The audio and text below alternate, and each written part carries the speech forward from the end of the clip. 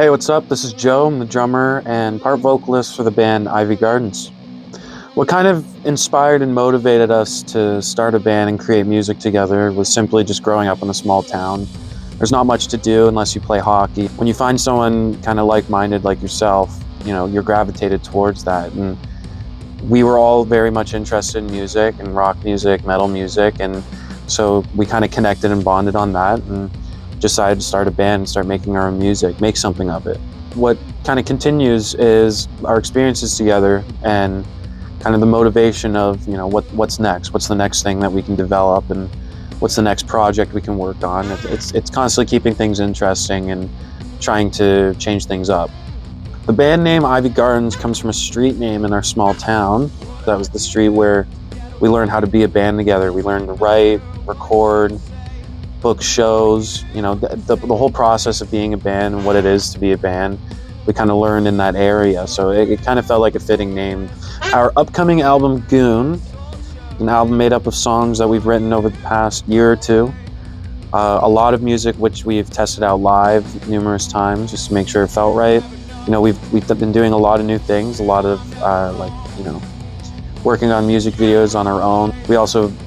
We've done a couple tours, and in recent times have been booking our upcoming tours. So there's like a lot of life experiences that we've had recently that kind of bleed into the music that we make and inspire us. Discovering different styles of music and showing the other members and seeing what you can do with those influences.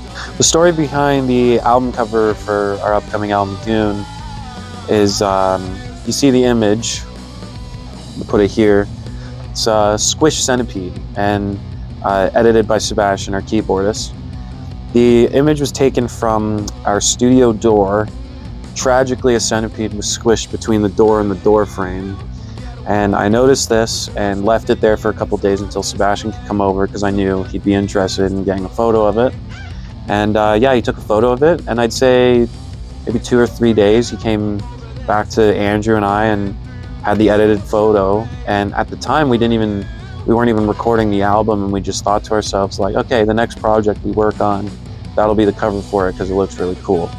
I wouldn't say there's any new albums that have kind of crossed our path that have inspired us. I'm sure the guys might have like a couple answers.